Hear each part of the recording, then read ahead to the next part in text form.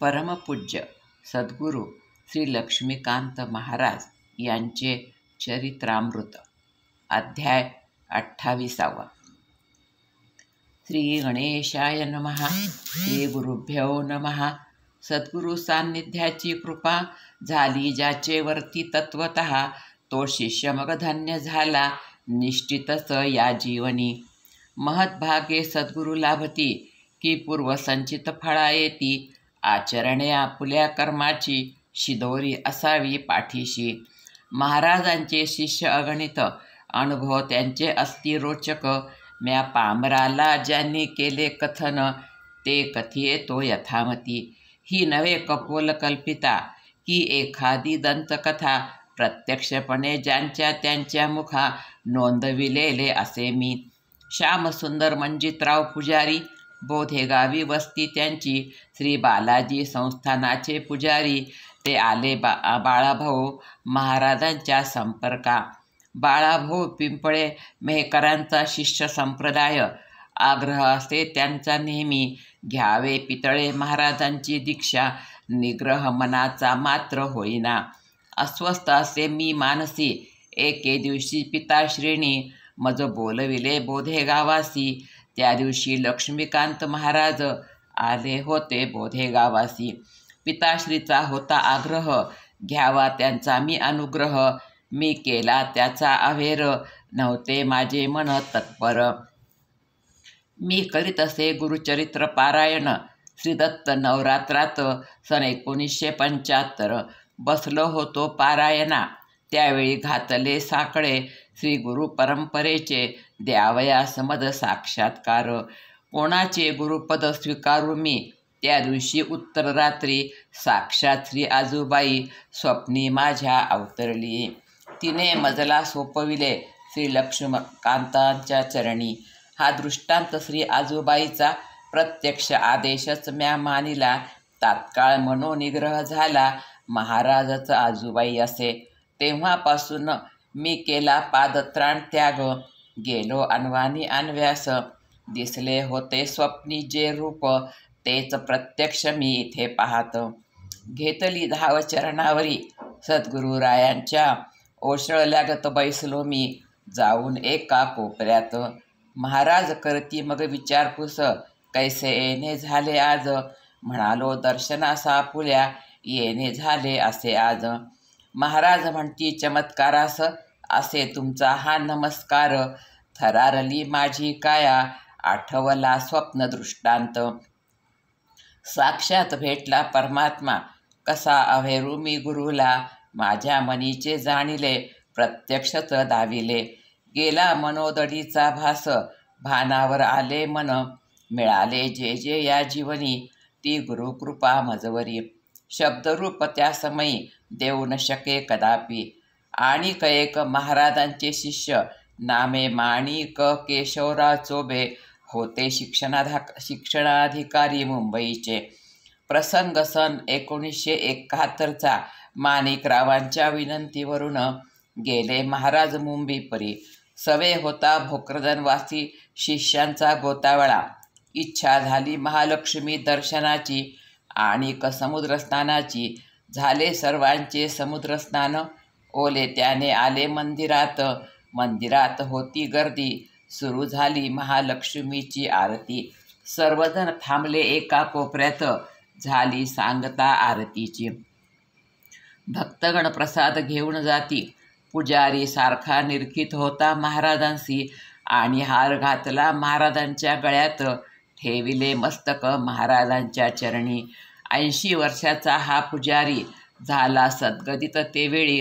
म्हणे माझे अहो भाग्य ऐसी दिव्य विभूती का हुआ आज साक्षात्कार. केली नम्रपणे त्याने विचारपूस. मग दिला महालक्ष्मीचा प्रसाद. म्हणे तुम्ही लक्ष्मीकांत काय द्यावा मी तुम्हास प्रसाद. माणिकराव आणि इतर शिष्य होती आश्चर्यचकित. म्हणती स्वयं माणिकराव दिव्यत्वाची जेथे प्रचिती तेथे कर माझे जुळती. त्यांचा आणिक एक अनुभव आहे मोठा मजेदार. आयोजली त्यांनी शतचंडी. विचारिले महाराजांसी कोण ब्राह्मणास पाचारू राक्षस भुवन आणि देऊळ गावीचे बोलवा ब्राह्मण जाणते. सूचनेनुसार महाराजांच्या गणपतशास्त्री, नागूशास्त्री, पोपटशास्त्री आणि मनोहर शास्त्री, पंडितराव अग्निहोत्री आदी प्रमुखांसह 15 विप्र होते उपस्थित पौरोहित्य करण्याला. पूर्णाहुतीच्या दिवशी होते निरभ्र आकाश, परंतु माध्यान्हकाळी अचानक काळ्या कुट्ट मेघांची झाली दाटी आकाशी. माणिकराव चिंता करी, महाराजांशी प्रश्न करी. महाराज अगदी शांतचित्त म्हणे, करावा आनंदे प्रारंभ. नाही होणार वर्षामुळी, व्हावे तुम्ही निशंक. आणि आश्चर्यच झाले. इतरत्र वृष्टी सुरू झाली. श्रेयनगर सोडून यज्ञ यथासांग पार पडला. अन्नदानाने संपन्न झाला. रात्री 11 वाजेपर्यंत बसून होते महाराज. हा त्यांचा अधिकार पंचभूतावरी. म्या पाहिला प्रत्यक्ष वाचासिद्धी महाराजांच्या दिव्यानुभूतीचे.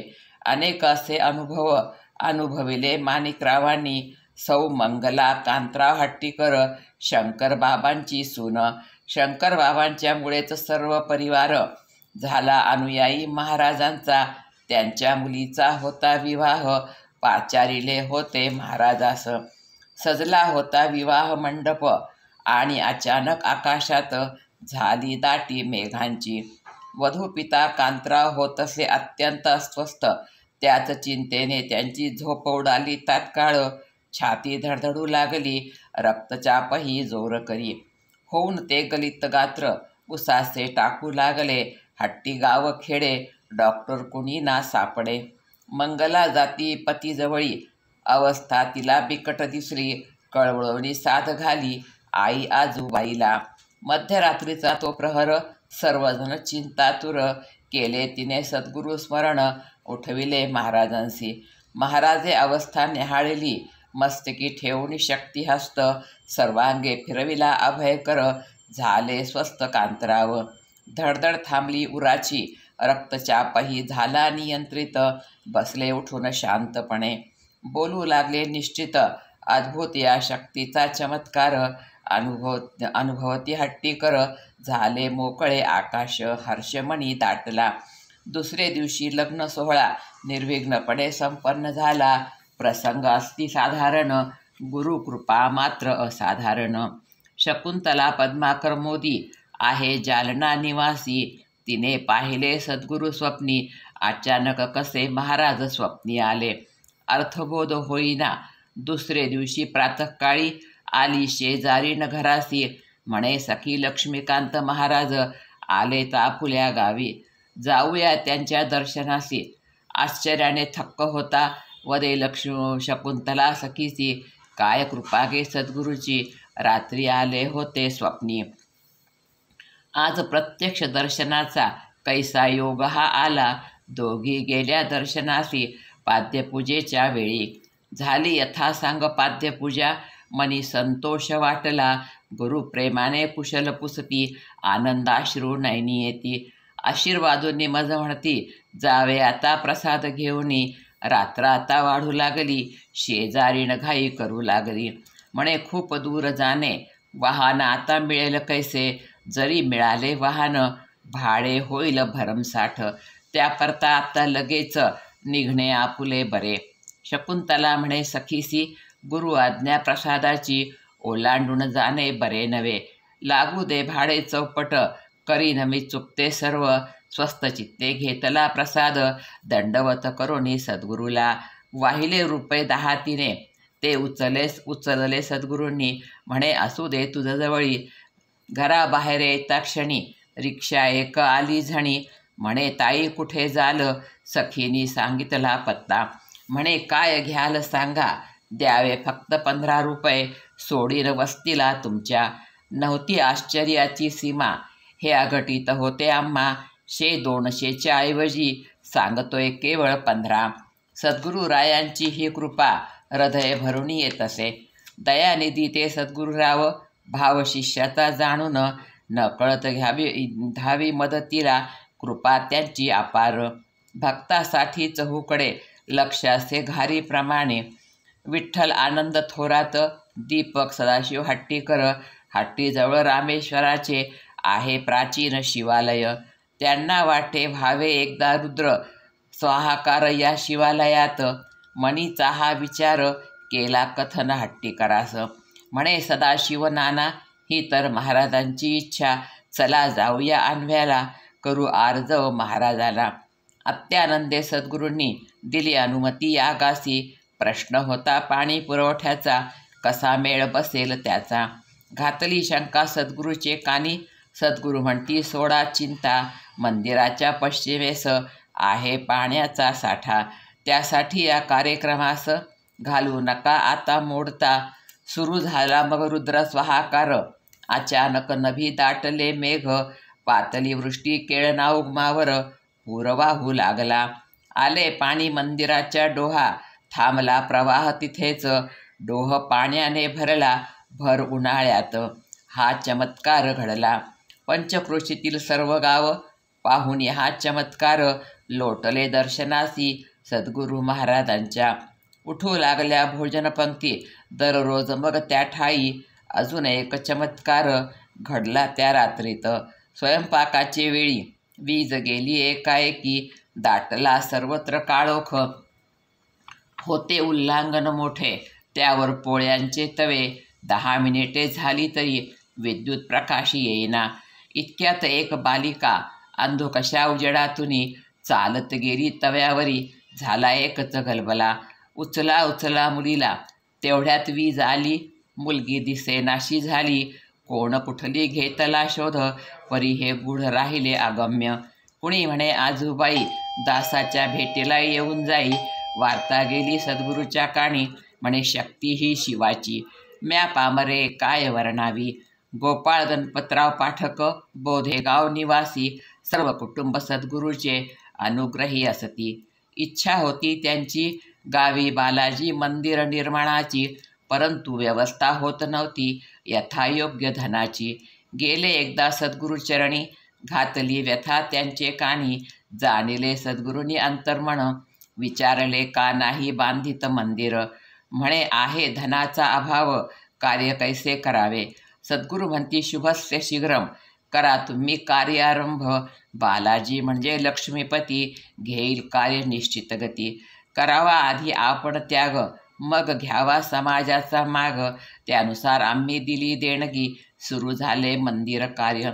अहो आश्चर्य झाले चहूकडून देणगीचा ओघ, सुरू झाला सत्वरी. 3.5 लक्षाची राशी जवळ नगदी रोख आली. मंदिर आणि सभामंडप पूर्ण झाले ते वेळी. केला तिथे मग विष्णुयाग आणि एक चंडी याग. पाचारिले महाराजांशी अति आनंदे सर्वांनी. हा माझा अनुभव आनंदी वाचेचा, ज्याच्या मुखी आनंदी वाचा. असा माझा सद्गुरू साचा, म्हणून त्याच्या शरणांगता जावे श्रद्धेने सर्वांनी. राजा भाऊ उर्फ नीलकंठ जोशी एक गरीब भिक्षुक, त्यासली मिळाले गोदान. अति आनंद झाला. गोमातेचा हा गोरस अर्पावा आजूबाईस प्रथम. तेने सद्गुरुनाथ होतील मग संतुष्ट. गाय व्याली परी दूध काढू देईना. मार झोड केली पायही बांधले तरी उपयोग होईना.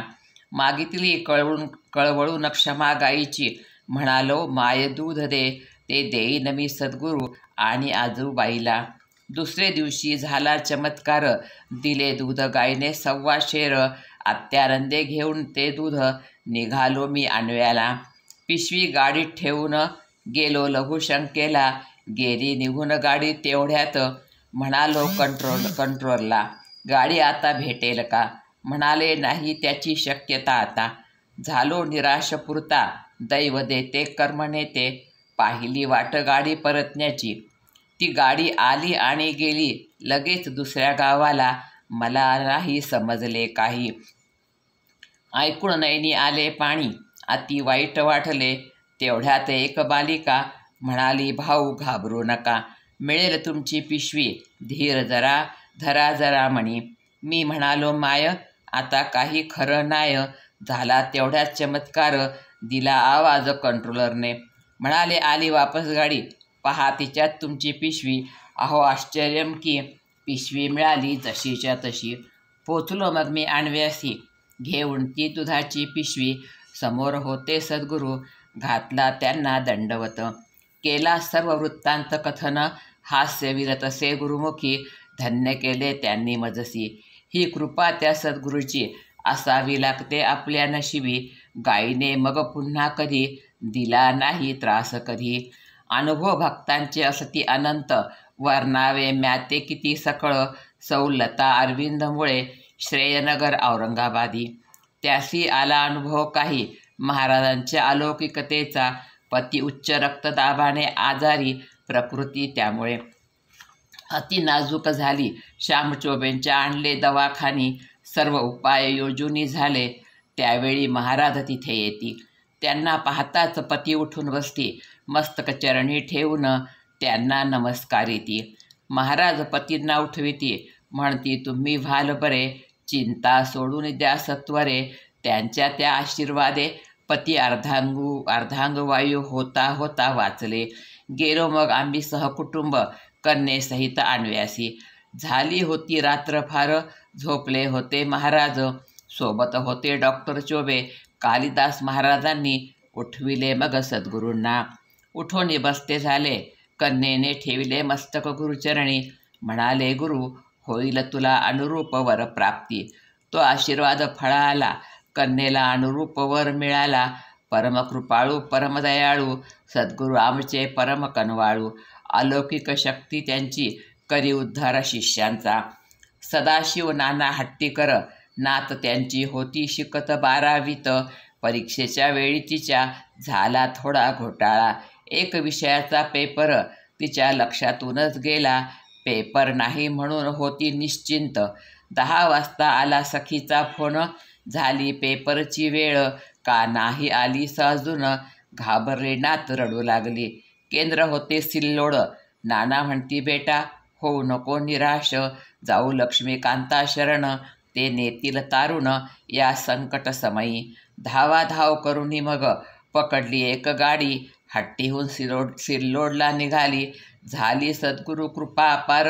प्रश्नपत्रिकेचे गठ्ठे नव्हते आले वेळेवर. तोपर्यंत कन्या पोचली परीक्षा केंद्रावर.